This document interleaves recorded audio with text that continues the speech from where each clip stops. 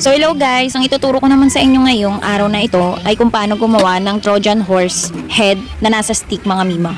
Unang-unang syempre sa listahan ang pan-trace natin.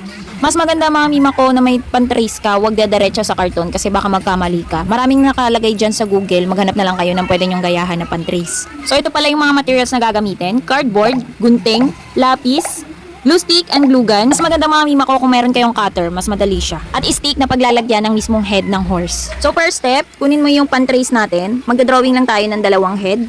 Baliktaran yan mga mima ko at ititrace mo siya sa mismong cardboard nyo. Mas maganda mga mima ko kung sobrang linaw ng pan-trace nyo para hindi kayo mahirapan sa paggugupit nito.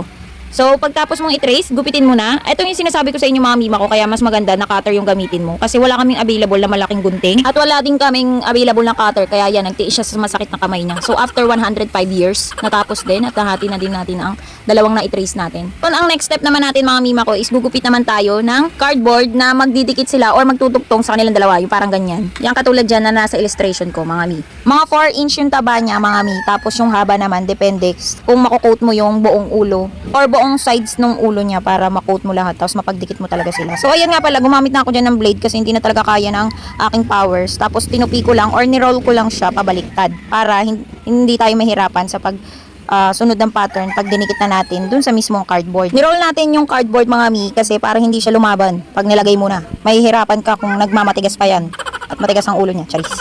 So as you can see, dinidikit na nga pala natin yan. Ang ginawa ko na lang is sinundan ko na lang yung trenace natin. Tapos doon ko na mismo nilagyan ng glue stick. Tapos idinikit ko yung ginawa natin na pahaba na cardboard. Tapos tuloy-tuloy mo lang yan mga mima hanggang sa makoat mo na lahat yung bawat side ng head niya, tapos maikabit mo na rin yung nasa top. So katulad ng ginagawa ko dyan sa video, panoorin nyo na lang mga mi. So ayan nga pala mga mi, yung Trojan horse, ginamit yan ng Trojan war. Bale, ito yung mga ginamit ng mga taga-Greece para makatalo nila yung City of Troy, ganun. So originally mga mima ko, isa siyang malaking horse na gawa sa wooden, ganun. Initially, talo talaga sa war ang mga Greece mga mi. So iniwan nila yung malaking kabayo na yan dun mismo sa Trojan City, ganyan. Happy yung mga taga Trojan City, akala nila winner na sila kasi may trophy sila na ganun. Way ng pagsuko ng Greece. Hindi nila alam mga mima ko, yung laman ng pinakamalaki na horse na yun na wooden is meron dun mga magagaling na warriors yun. Di ba, yun na nga mga mi, syempre magse-celebrate yan kasi panalo sila. Nung nag-celebrate na sila tapos nakatulog sila, tsaka lumabas yung mga warriors sa loob ng Trojan horse. And then, warriors dun sa loob, sila na nagbukas ng gate para dun sa mga iba pa nilang kasama na mga warriors ng Greece, ganun. Then ang kinalabasan nun, sila ang nanalo kasi natalo nila yung nandaya nga lang sila, ganun. So ang ginawa ko lang pala dyan is talagang sinakto ko lang siya sa mismong head na trenace natin. Tapos ang pinakamahalaga dito mga mima ko, dapat yung ginawa niyong pahaba is magka-size talaga kasi tingnan nyo naman, yung ginawa ko dyan is hindi magka-size, kaya meron siyang awang, pero dinikit na lang natin yan. Tapos yung pangalawa naman natin ginawa dyan is yung trenace natin na tenga, hatiin lang natin sa gitna and then ipag-overlap natin para mag-pop up siya, ganun. Tapos ilalagay na lang natin siya sa may side niya mismo. Ayan, 'di ba? Nakita niyo, nilagyan ko ng glue stick yung mismong tenga para mag-pop up. Tapos diyan ko lang nilagay dun sa may mismong pa-curve ng head niya. Para yan yung magsisilbing tenga niya. So mukha ba talagang horse yan? So makikita nyo nga pala sa video mga mima ko is nilagay ko na siya stick.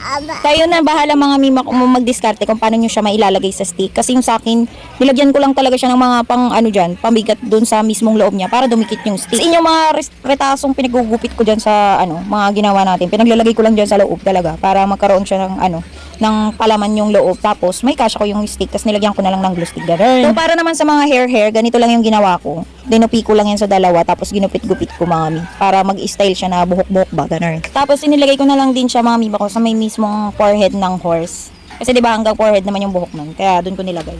Tapos nabitin nga pala yung ginawa ko na pahaba na hair, kaya dinalawa ko yung ginawa ko. Tapos dinugtong ko na lang din dyan, hindi nakikita, pasensya na, ginalo ng anak ko. So ito na yung final result.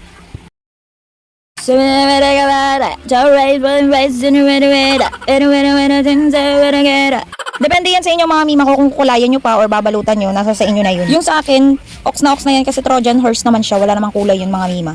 So baka lagyan ko lang siya ng mata, ganun. So yun lang mga mare, maraming salamat sa panonood ng video at kung umabot ka nga dito pala sa video ko na ito, huwag kakalimutang mag-subscribe, like, and share, and pa-follow na din. Maraming salamat, thank you for watching!